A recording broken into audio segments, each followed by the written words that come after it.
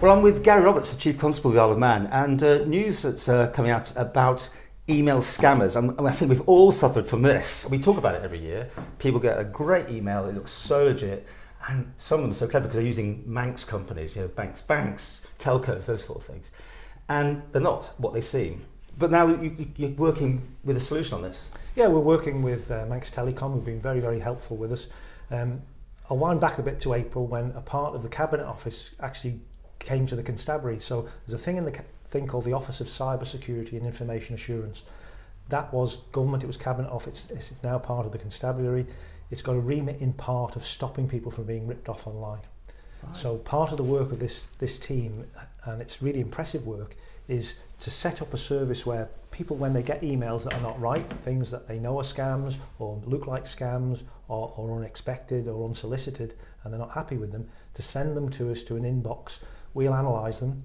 If they fit in with the profile of a scam, we'll do work to stop that particular scammer from affecting other people on the Isle of Man, but we'll also share it with our counterparts in the UK so that on a longer term basis, the people behind the scams can be attacked and taken down. How much of this goes on? Only this stuff gets reported to you, of course, you know about. So we know every year of people who lose money. There are a significant number of people on the island who are ripped off either on email scams or on some of these telephone or text scams. And that's really sad, and we probably only know the tip of the iceberg. So if I sat in a room with 100 people and said, how many of you have been a victim of crime in the last 12 months? Yeah. 2 or 3 hands might go up. If I said, how many of you had an email that's dodgy or a text message that's dodgy or a phone message that's dodgy, virtually every hand would go up.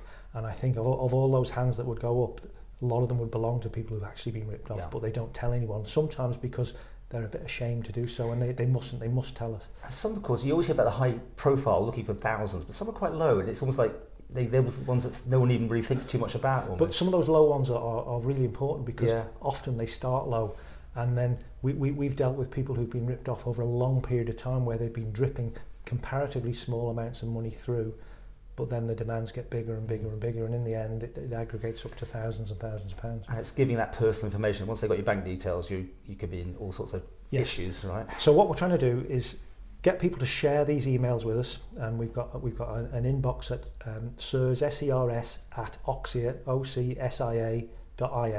Bit of a mouthful. Bit of a mouthful. Try maybe an easy one, but sometimes people will remember the difficult ones as well.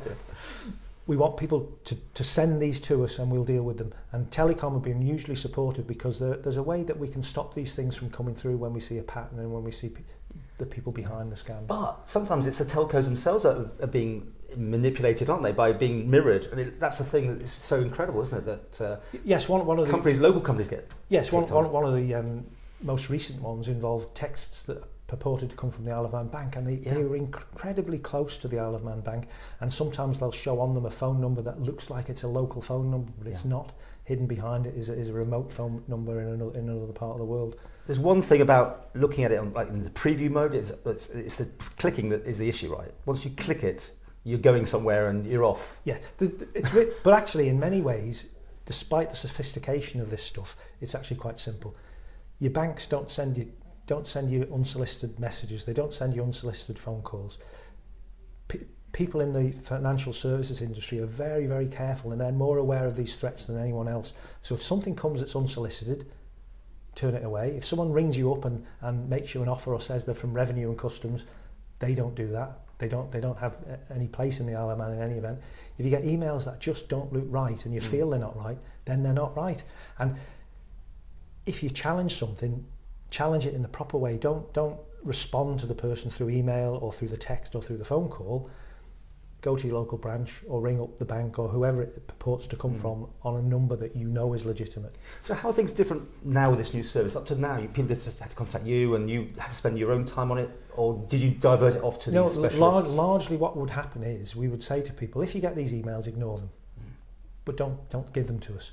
What we're now saying to people is actually send them to us. So if you wind back 10, 15, 20 years, people used to get these letters that would purportedly come largely from West Africa. Largely from Nigeria and that part of the world. And there was a time where we would take those from people, but actually we just got rid of them.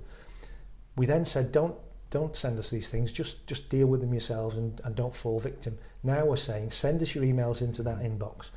We will look at them, we'll do whatever work we can with the telecom providers here to stop any more of those coming through. Right, so they can block that. So they can be blocked. Thing, okay. But then we'll share it with the law enforcement authorities in the UK, including the National Cyber Security Centre, because they have sophisticated means of tracking these people and stopping them from operating, and in the best cases, actually bringing them to justice. Now, one thing annoys me is they get hold of your email in the first place, somewhere along the line, and I'm the same. We've given our number in an email to some company that we shouldn't have done, and it's bang, it's off and running, isn't it? These lists must go from criminal to criminal sometimes, just knowing, especially whether they get a yes to it. Yes, these are. But the scary part is that when people's personal details, so when you're talking about bank account details and dates of birth and things like that, that then gets traded on the dark web, and organised criminals sell that on to others, and that's the scary part. So that's why cyber security and your personal, protecting your own information is so important, but actually then having a route and an avenue to share that with law enforcement, in this case the constabulary,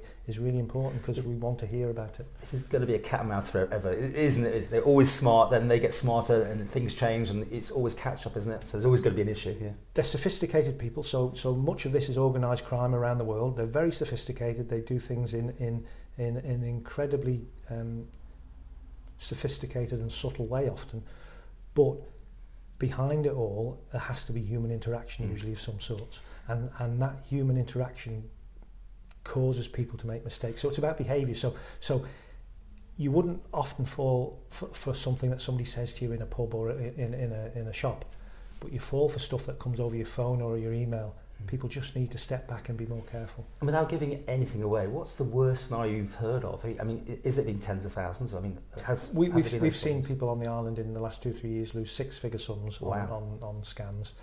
The saddest one that I came across and that I've been briefed on was somebody who lost money on a romance scam. So this is someone who will befriend someone online.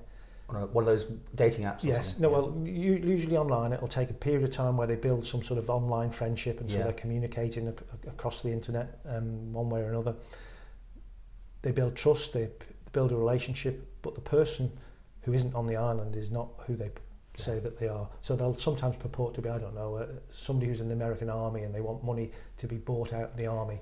So it's quite a long game, isn't it? They build up trust. But I heard of one case where someone lost pretty much their life savings on one of these romance scams. And they're not insured for that? Bank won't help? It's gone? It's gone. So we have good relationships with the high street banks. So the high street banks here work to a thing that we've called the banking protocol. So when they see people who are vulnerable and they see people who are potentially falling victims to these scammers, they will tell us and we'll do what we can. But we do see people who we say and their family say to them, you're falling victim here, but they're determined to carry on because they believe the person they've never seen who's on the internet somewhere, rather than the bank, their family or law enforcement. Just to finish with this, it's a bit cheesy, but it's that classic statement about if it's too good to be true. It probably is too good to be true, isn't it? It is too good to be true, and most people will have a gut feeling about whether something's right, and if it causes you to hesitate, then it's not right. So please, if you get any of these emails, share them at this new service, sirs@oxia.im, and we'll deal with it.